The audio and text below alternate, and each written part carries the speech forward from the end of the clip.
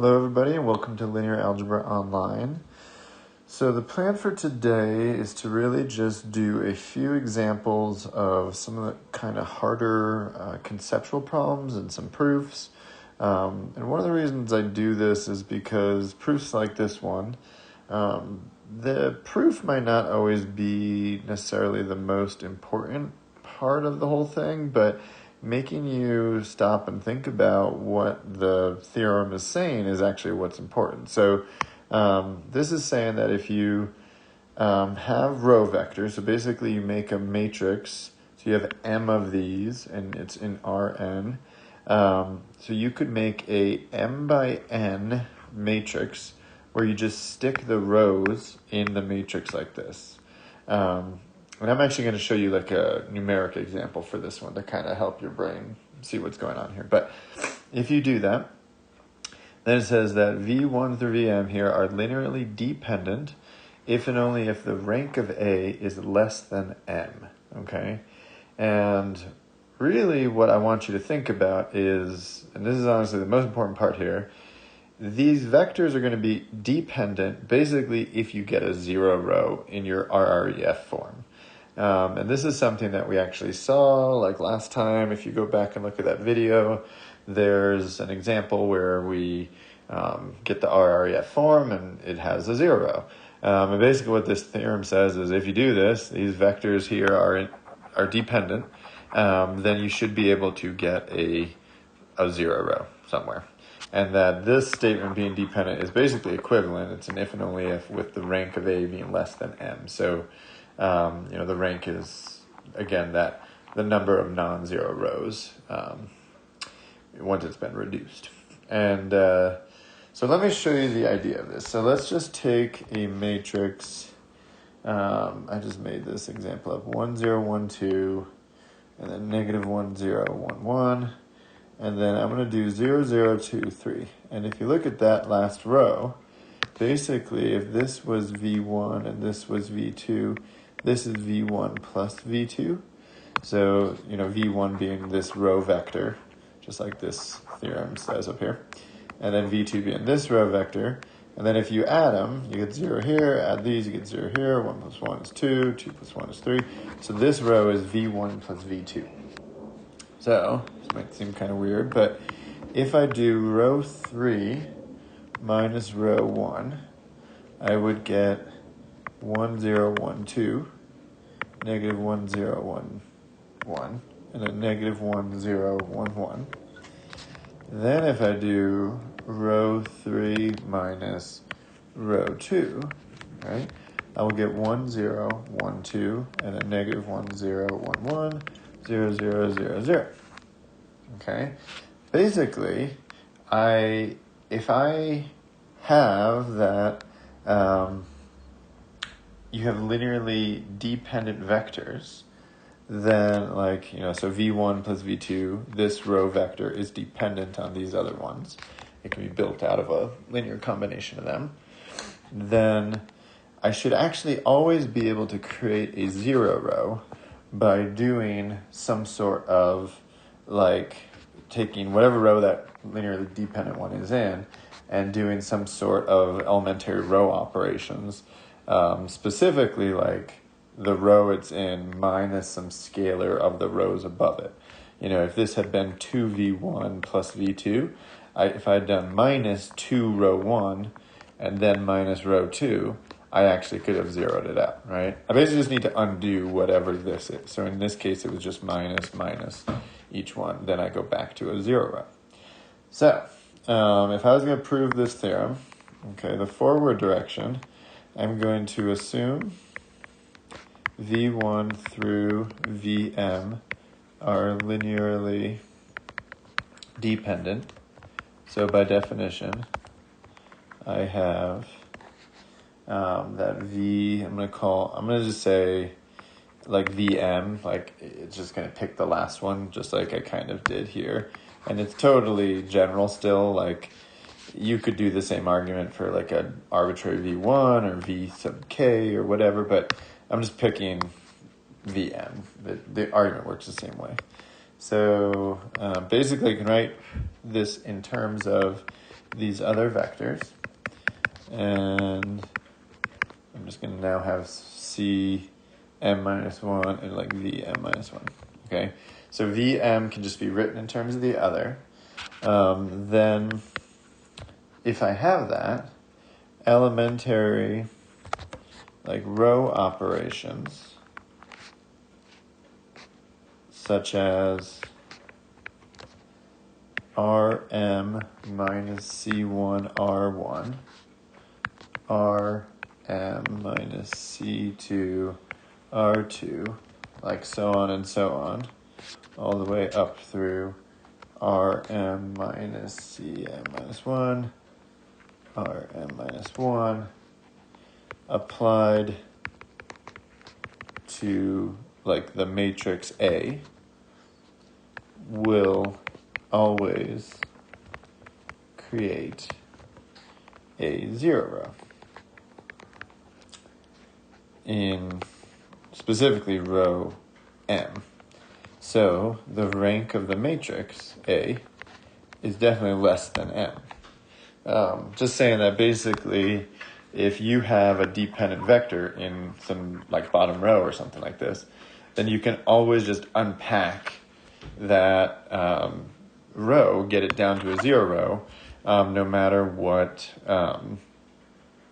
it is. You just need to use the proper scalars, basically. Like again, if I had 2v1 plus v2 in this bottom one, I would have stuck a 2 in there. So, these c's that I'm talking about here are sort of arbitrary coefficients that are needed to cancel out the bottom row and get it to a zero row. And I don't think I'm going to write it, but to do the other direction, so the one where we're going to assume the rank of A is less than M and show V1 through Vm are linearly dependent. So to do that, it's actually in the book anyways, but it's good. I don't really feel like I need to go over is what I was going to say, because it basically just unpacks what we just did. Sometimes these if and only if proofs feel just sort of like you reverse the steps of the other proof, like the forward direction proof, and you get the reverse direction proof. I mean, basically, if the rank of A was less than M, then we can work backwards through row operations like row M plus Cm minus 1 times, Rm minus 1. Then, we basically can do, instead of subtractions here, instead of subtractions here, we basically can do like additions, and we can kind of work backwards and get to a vector in this last row that's written in terms of the other ones. So it really is just sort of like going up almost through the yellow stuff, and then you can get a vector Vm, V sub m, that's written in terms of the other ones. All right, so this problem is just kind of good, I think, because it looks sort of scary, but it really is sort of just a lot of bookkeeping, and it's good practice for sort of some rigorous kind of notation that like you want to definitely get used to in a linear algebra class. But basically the idea here is that if you have a vector W that is a linear combination of vectors u1 through uk, and each one of those vectors is a linear combination of some v1 through vm, then you should be able to prove that W is a linear combination of V's, the V vectors, and therefore the set of all linear combinations of the U vectors should be contained within the set of all vectors of the V vectors, right? And this is just a good problem to kind of work through some notation, basically. The goal, I might even write it here. We basically want to start with some sort of W, and we're going to start, the way we do these set containment proofs again, is that we pick something in the span of U1 through UK in this case, and we want to show that it's in the span of V1 through Vm. So way at the end, I'm going to hopefully show that W, like I'm going to do some stuff in between, but I want to show that W is has like the structure of like alpha 1 V1 plus alpha 2 V2 plus dot dot dot plus alpha sub m Vm. Whoops. Oh no, I'm too close to I have to rewrite this. So I want to show that it's going to be like alpha 1 V1 plus alpha 2 V2 plus dot dot dot plus alpha sub m Vm for like alpha sub I, just like an arbitrary alpha in the reals. And so I want to show that basically you can get W to be written as a linear combination of these is the idea. Because then if I start with some W in the span here and I show it's in the span of the V's, then I've showed the set containment. Okay? And so this first part is kind of like honestly the trick.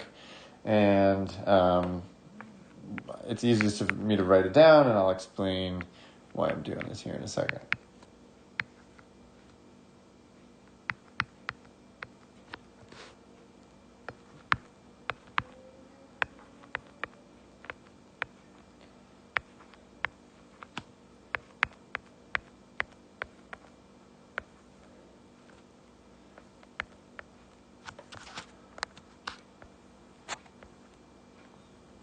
Okay, so I'm defining some arbitrary u sub I as u sub I1 v1 plus u sub I2 v2 plus blah, blah, blah, blah, u sub im vm. And so u1 would be like 1, 1, 1, 2, 1m. These are noted differently, like u11 is a different number than u12. And so when I do U1 versus U2, and U2 is going to look like 2, 1, 2, 2, 2M, those will be different numbers. So I'm basically defining a whole bunch of different U's by just doing a clever subscript kind of trick. And then all these are going to be different based on whichever number I put in for I here. So I'm going to start off, and I'm going to assume like W is a linear combination of the U's, because that's where I start with any of these set containment proofs. I'm going to state U is in here, and I'm going to show it's in here. So that means that W looks something like, I don't know, W1 U1 plus W2 U2 plus blah, blah, blah, plus W sub k u sub k. So w's there are just like the scalars. But now I'm going to take my definition of u's up here, and I'm going to pop them in the correct spots. So this is going to equal w1, and then I'm going to put u1 in. So U1 is going to be U11 V1 plus U12 V2 plus U1M VM. Okay. And then I'm going to add to it W2, and then I'm going to put in U2. U2 is going to be U21, which is different than U11 times V1. So this is a different vector, plus U22. V2 plus blah, blah, blah, plus U2M, VM. All right, and then basically so on. So I'm going to do U sub K, U K1, V1 plus dot, dot, dot. I'm just not going to write it all because I'm running out of room. U sub KM, VM. Okay. Sometimes linear algebra does have these kind of annoying syntax almost proofs is what I call them. But it is a skill in math, and it's something that you're going to see quite a bit more if you keep taking a bunch more math classes. So I want to show you kind of how this works. And I think you're probably getting the idea of this, but the idea now, if we want to show this thing gets down to this structure, basically what we're going to do is you have in here like a bunch of V1s, right? Because you have W1 times U11 V1, if you distribute that. Here you'll have W2 times U21 times V1, and here you'd have W sub K, U sub K1 times V1. So the idea is like you can distribute in all those like W's into the things in color here. And then basically if I distribute in, I'm not going to do all three, I'm just going to do two. So, and you have to just group all the like terms. And so like for V1, I would have the following.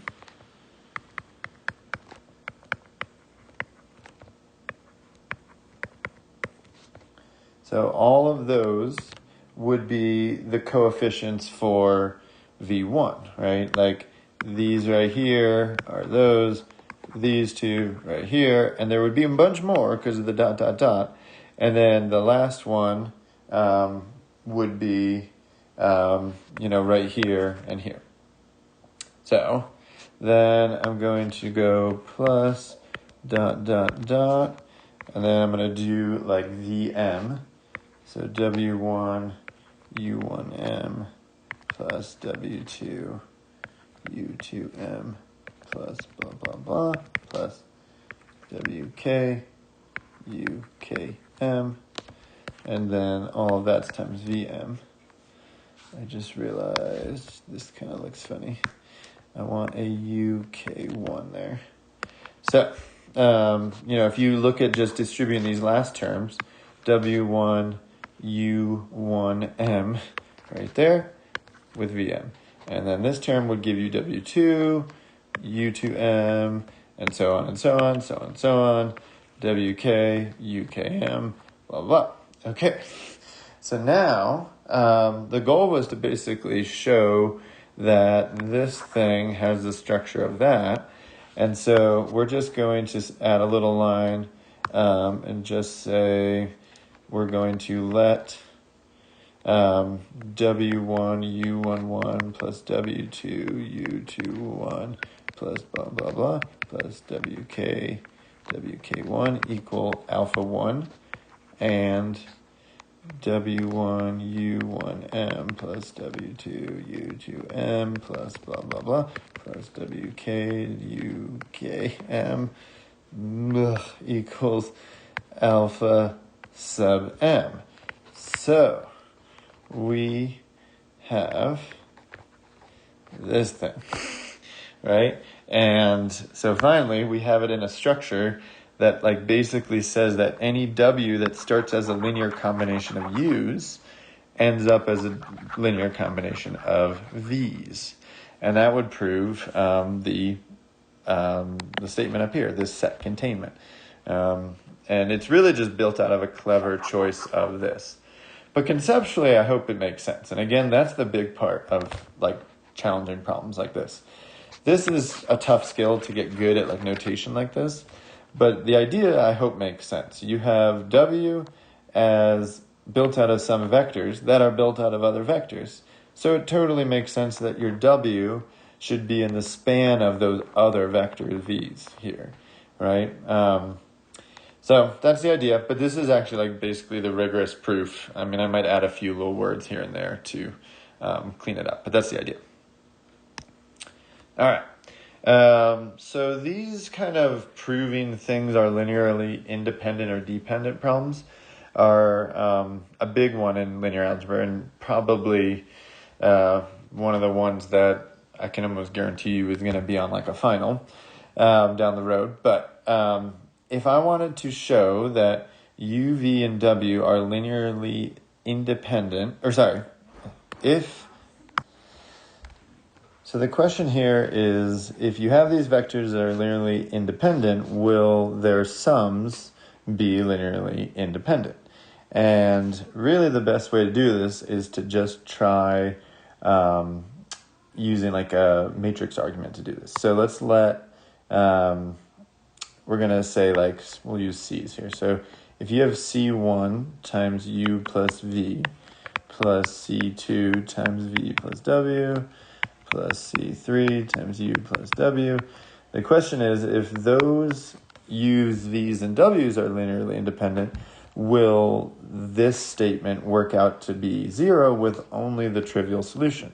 If the only way this works is C1, C2, and C3 being 0, then you know that U plus V, that vector, V plus W, and U plus W are linearly independent. So, basically the way I would do this is I would just distribute the C1, C2, C3 in, and I would get this.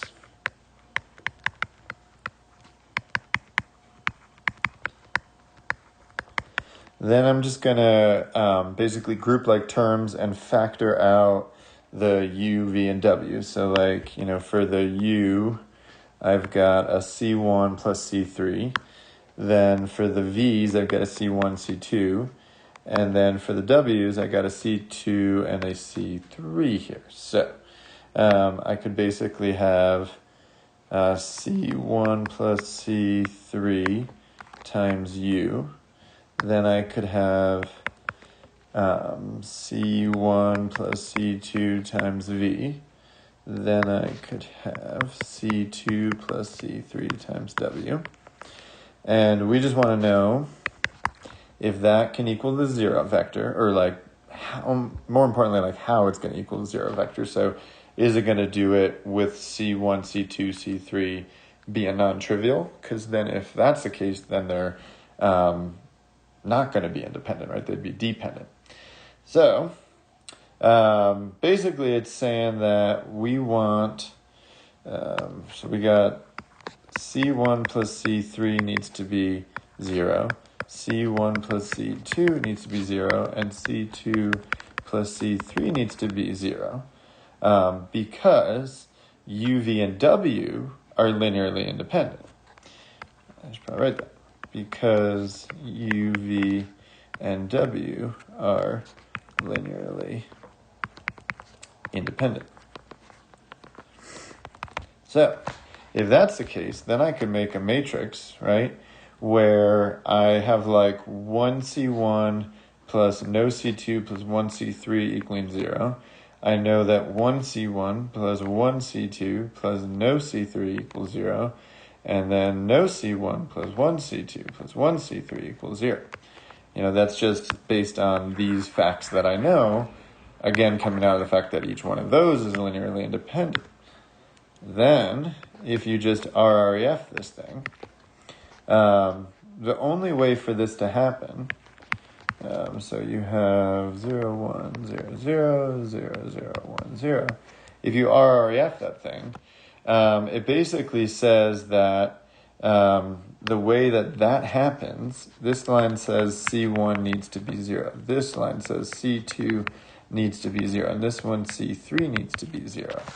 And so, if these equal 0, then back up here, right, this being the only way this problem's solvable means that the U plus V, the V plus W, and the U plus W have to be linearly independent, because the only solution to this is with the trivial solution of C1, C2, C3. So yes to this question, for that very long-winded reason that I just went through.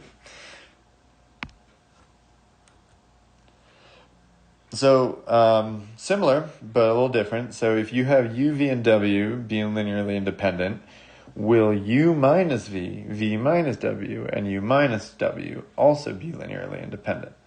And you could go through like the exact same argument, and you could see that if you make that matrix and you RRF the thing, then you're actually going to be able to get a C1, C2, C3 that is non-trivial.